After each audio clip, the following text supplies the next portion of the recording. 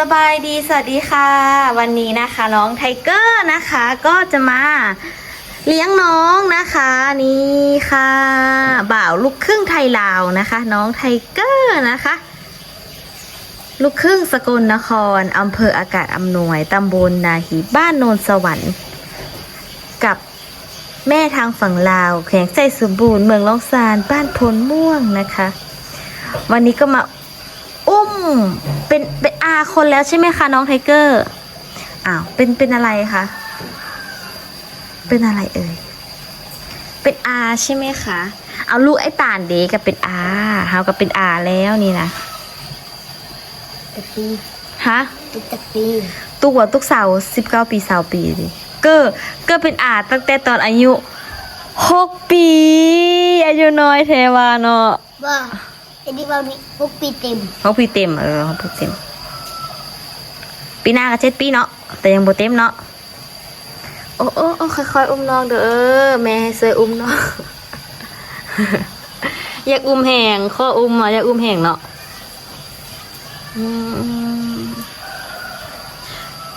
ก็ดีใจบ่ก็ได้น้องดีใจแห้งไล่บ่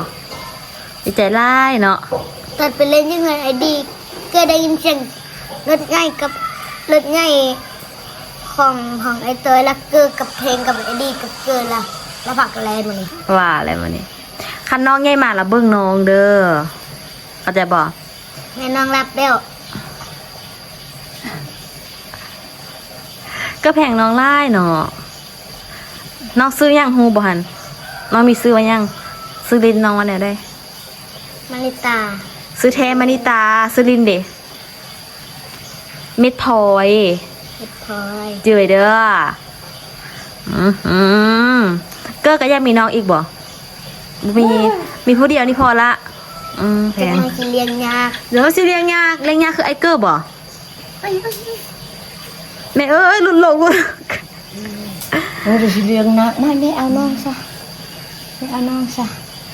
ฮอนละฮอนพานี่นะฮอน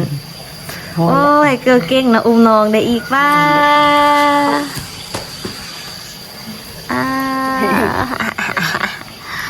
เบิ่งอ่อนมีนานางกำอีกบ่ดงก็สิเฮ็ดควันออกกำแล้วเด้อทุกคนเด้อเฮ็ดควันออกกำมื้อวันเสาร์นี้แล้วก็อย่าลืมมาเฮ็ดควันออกกำเฮ็ดควันน้องตุ๊กตาน้ำนั่นไหมเนาะเป็นเธอแรกเลยเฮ็ดควันนี่เฮ็ดควันเธอตุ๊กตานำไปเฮียนเด้แล้วการเฮ็ดควันออกกำไอ้น้อยพร้อมกันเลยอันลึกเนาะ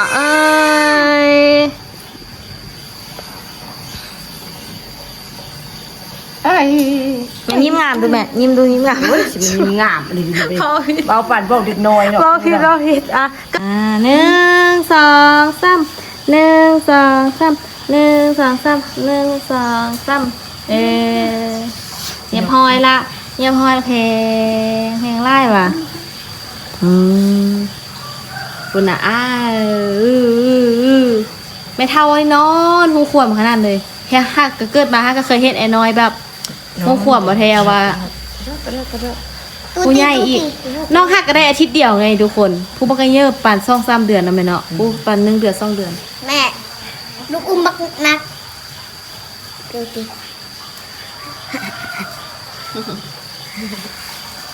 มองนางกำอยู่บ้านเฮาเลยนี่ภาษาไทยยังเกาะเข้าไฟอยู่ไฟเนาะอยู่ไฟพะนะตุ๊กของกินได้ปะภาษาอังกฤษมากวนอ่ะไปนั่นน่ะโอ้มาแอปเปิ้ลดิแม่งกูอย่าป้าเอาไว้อ่ะคัดเอาไว้มักม่วงแม่งกูมักกล้วยไปนั่นน่ะแอปเปิ้ลอันนี้เข้าใจเยอะเก่งเทวาสบายดีเดี๋ยวภาษาอังกฤษว่าไงบ่ชื่อละ Hello เข้าใจดิบ่ชื่อแล้วนะ Thank you ภาษาจีนว่าจังได๋บ่มีนี่ห่าวตุ๊กอาจารย์ชันก็เรียนภาษาจีนมาก็กระจือเลยว่าแต่ว่าตอนนี้ลืมไหมวะเออ เข้า คำตอบง่ายๆที่แบบว่าไล่ความใหญ่ๆมีนาน้องรับแล้วมีนา แล้วพวกเขาก็จะพากันนอนเฝ้าอยู่เมืองนี้ นอนเฝ้าแอร์น้อยจากแอร์น้อยนอนเฝ้าบ่จังนะเฮานี่นอนแล้วบ่ฮู้เรื่องหยังเลย ป้าเพิ่นมั่นใจขนาดเพิ่นเอาโซ่ขึ้นเอา อันนี้ลุงเสือ มีนาโอเคคือ ลุงเสืออันอบผิวเลย เอาผิวเลยมีนาเนาะ พอดีอบแล้วฮ้อน บ่ค่ะเอาผิวทาผิวมันข้าวอยู่เอาผิวบ่ทาหยังกับ อบผิวแล้วตักเด็ดไฟ ตากไฟบ่ทาหยังอีก คนคิดแต่แลขึ้นน่ะ แล้วอันว่าที่มันแลลงคนกับอีกกิ๊กแบบบ่บายเคยกิ๊กเมื่อวานไปสักเขา ตักขึ้นคิดเลยนะ คาดถืนเดี๋ยวเขาก็เป็นโรคซับซ้อนให้บางๆกันแล้วนี่นะ ต้นที่ไหนคิดที่5เซนเลย แต่เขาเทียให้เขาเป็นพึ่ง ว่ามันลงเรือแล้วมันต้มตลอด เขาว่าบิดาพัดอันน้อยๆแล้วซอดกันมาไล่เขาหาเปอร์เซ็นต์ใหญ่แล้วมันบ่ซ้อนเดียวเขาอีกกี่กันจาก4-5 เซนหนึ่งในกี้เป็นคนบ่มีคนเด้ผิวแม่นว่ะบ่เกี่ยวบ่ผิวมันแน่ เรือกับแม่มัน กูกี้เป็นคนแบบผิวเกรียงแบบผิวแบบบ่มีหุมคุ้มข้นเหมือนเดิมเลยนะ ก็มีเนื้อกามก็มีเนื้อกามอยู่ทอง เนื้อกามมันอย่างหน้าท้องเอาเบิ่งดูเป็นยังไงเอาเบิ่งแน่ ซิกแพค ซิกแพคเอามาเบิ่งดูโซเบิ่ง ซิกแพคเอาสัตว์มีแต่กระดูก เอาเบิ่งลองเบิ่งเปิดเอาไว้อย่าเฮ็ดดินเอาไว้เบิ่งหน่อยหนึงซิกแพคจะได้ กระดูกข้ามันคือซิกแพคมัน กระดูกคางที่แปลว่าอาเจียนกันซิกแพคที่แปลว่ากระดูกคางไงดีวะโอ้แน่มายักมีวะยักมี จะว่าไปเล่นกามก่อน ไปลิงกามก่อนเนาะคักขนาดเนาะมีซิกแพคอีกอย่างคุณน่ะคุณนะ แต่เขาที่สุดเราไปเบิ่ง อย่าอยู่ไฟ เวลาอาบน้ำแต่เช้าแล้วก็ต้องมาห่มยาเพิ่นเอิ้นห่มยาเมนูมีนามื้อนี้กะต้มข่าไก่ใส่ผักปัง เบิ่งได้ตามแห้งได้ไฟ บ่แห้งบ่ฮู้เบิ่งก่อนต้องมีนาต้องอาบน้ำตอนเช้าตอนสวยตอนแรงเลือกเบิ่งบรรยากาศบ่ฝนเหรอเด้อทุกคนเด้อแต่ว่าเขาจะว่ามีอันข้าวยังมาว่าสิฝนมื้อวันที่27-28พุ่นว่าซั่น เอฟปัดทุกปัดดีปัดดีปัด วิธีก้อมน้องจังไดเอยัง เอสกระดิง สกระดุงสกระดิงปะปุงปิงปะปุงปิง เอสสกระดุกกระดิงปัดดุกดิงหรือปัดดุกดิงเอสปัดดุกกระดิง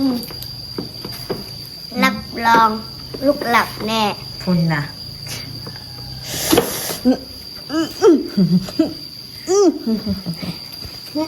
โอ๊ะกระบึงต้องสั่งวะพุ่นนะมีน้องมาพร้อมนะคะ อันนี้สูตรเท่ากับสูตรอีแม่สั่งสูตรออนไลน์มาแล้วเพิ่นสั่งมา2สูตร2สีเนื้อสีออกสีส้มกับสีชมพูพะนะเพิ่นก็เลยแบ่งให้เฮาใส่นำก็เลยใส่เป็นคู่กันว่าซั่น ใส่เสื้อคู่กับอีแม่ได้นี่ทุกคนได้งามความรักที่อกเป็นชายได้เงาเป็นตัวสั่นความรักที่ใจจะเอาแฟนรักฉันขอจะมาใช้ บ่เห็นหลายทีก็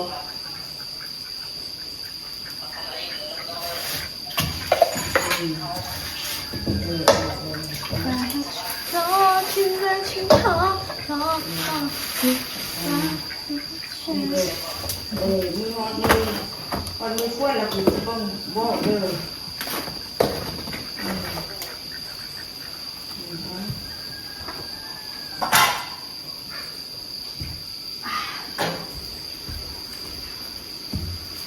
โอ้ร้อนฮอนโอ้สกระดุ้งสกระดิ่งขับไปเดินจริง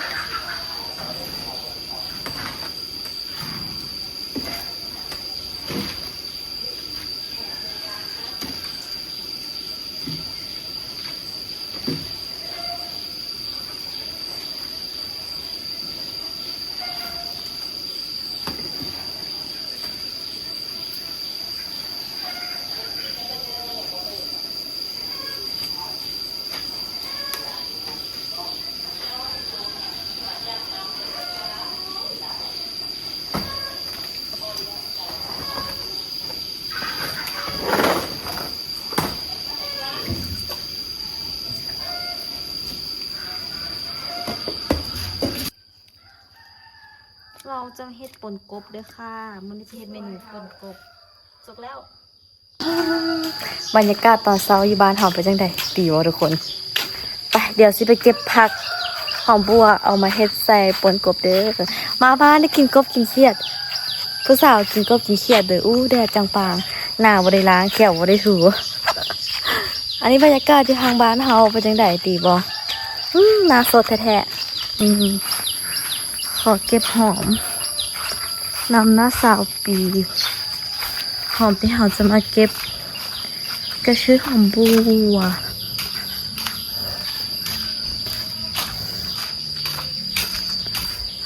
ต้นอย่างบูสูงอันนี้ต้นยาดีเบาหวานบ้านแม่จะปีกสิบุคคลส่วนพักเลยเก็บผักหอมบัวไปใส่ป่นขี้กบ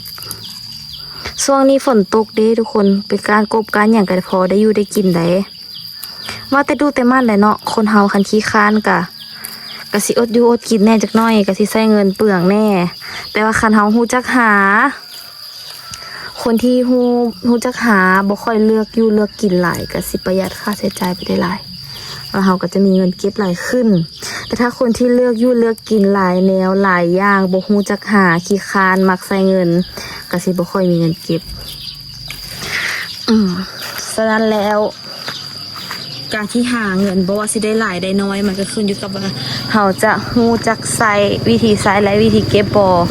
ฮู้จักการเอาเงินไปต่อยอดบ่บางคนก็บ่ฮู้จักวิธีเก็บบ่ฮู้จักวิธีใช้ค่ะหาเงินได้หลายได้น้อยก็คือเก่าบ่มีเก็บ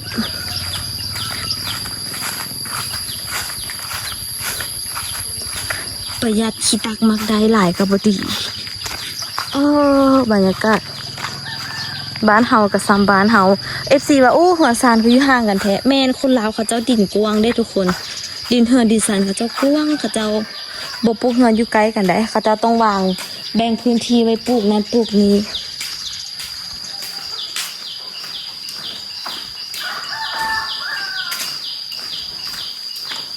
เก็บละกล้วยพ่อมาเป็นอาได้กันปลูกเอา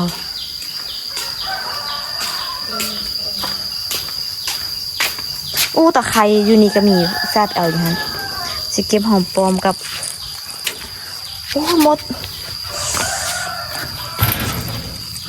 หอมปลอมกับใส่ตุ่นนะทุกคนเอ้ย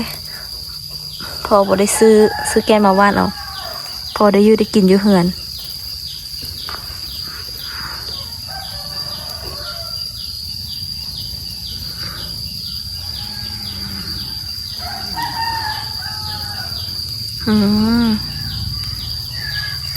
เอาหญ้าไปใส่น้ำบัดนี้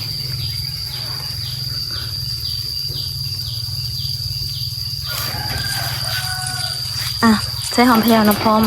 หอมแพรวนี่มันหอมได้ทุกคนบอกได้เลยว่าการที่เราใส่หอมพักอย่างเวลาเฮ็ดป่นเฮ็ดไหนอยู่นะกินนะ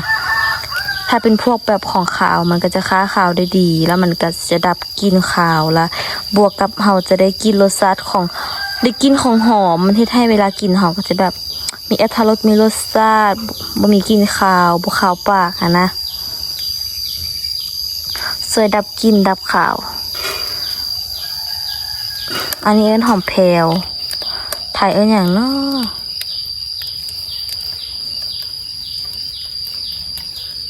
ใส่ไปหน่อยหนึ่งพอดับข่าวอ่ะซันเดย์นี่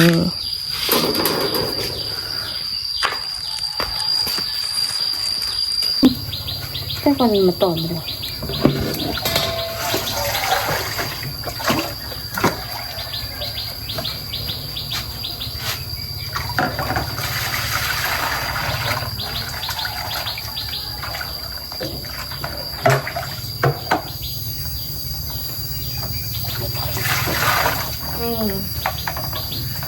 แล้วล่ะอันนี้เป็นหอมบัวที่เราจะใส่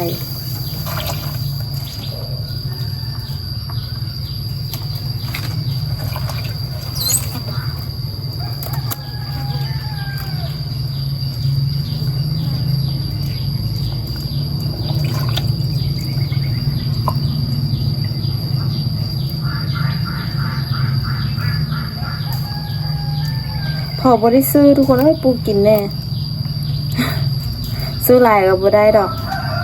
บางเทื่อการไปซื้อน้ำเขาเจ้าแบบ มันงามเนาะบางเทื่อเขาเจ้าใส่ยาใส่ยุใส่ยามาเฮาก็บ่ฮู้สิค่ะแต่คันเฮาปลูกเองบ่งามก็ย่ามันทุกคนเอ้ยใหญ่น้อยก็เพื่อสุขภาพใหญ่น้อยก็เพื่อสุขภาพที่ดี แต่ว่าอันคันไปซื้อน่ะมันงามได้อยู่ตลาดเขาเจ้าขายคันบ่งามคนก็บ่อยากซื้อแต่ความจริงแล้วอันบ่งามนั่นแหละมันสิแบบ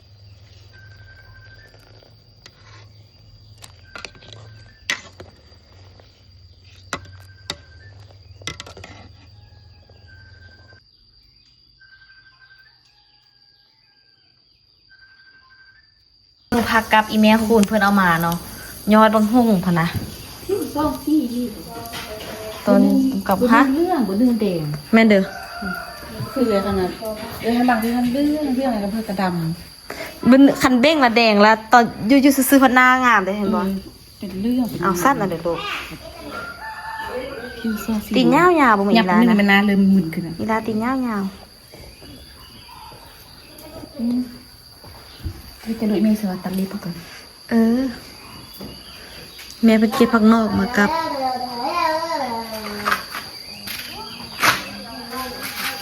เก็บผักกลับเลยค่ะ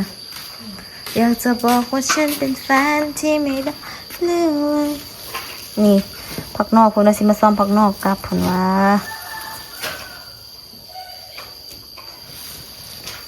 ผักนอกกับแซ่บได้แต่ว่ามักติดแคลค้างแคลแต่ว่ามันดีกับสุขภาพด้วยนี่เป็นยาได้นี่เป็นยาดีได้นี่เพิ่นเอาปลามาให้เนาะเพิ่นไปหาปลามาได้หลายแล้วเพิ่นก็แบ่งปลามาให้เบิ่งแม่คูณจับปลาตัวใหญ่ๆเบิ่งทุกคนเบิ่งปลาซ้ำค่าแม่คูณเลยเบิ่งแม่เบิ่งปลาซ้ำค่าแม่คูณเลย คนในบ้านนำกันนั่นแหละแต่ว่าเพิ่นเป็นหมู่ไอ้ตาลเด้เปิดแฟตปลายังแม่เบิ่งดู ตะเกียบ ไปเบิ่งดูตกมาเยอะเนาะโอ้แม่เอามาให้เรากินปลานี่ เฮ็ดมุกกับเซฟเฮ็ดก้อย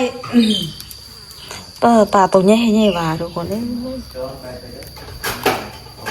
เอาเซฟติดแนววันติดอยู่แล้ว แม่นอยู่กับอะไรอยู่กับอะไร ติดแนววันนี่เหมือนตัวที่ เพิ่นนำให้เธอละลานี่หวะ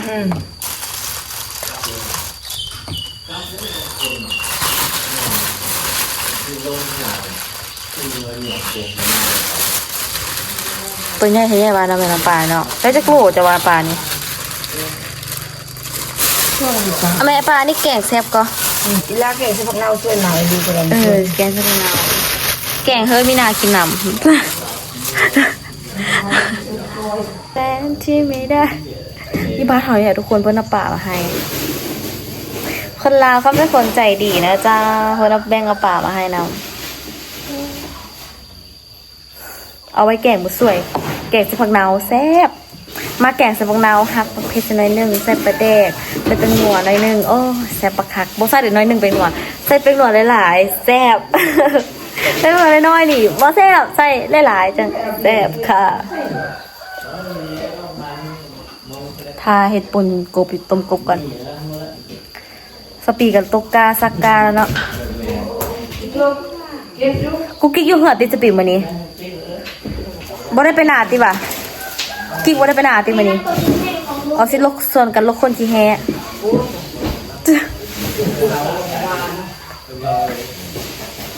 คิดบออกอะสปี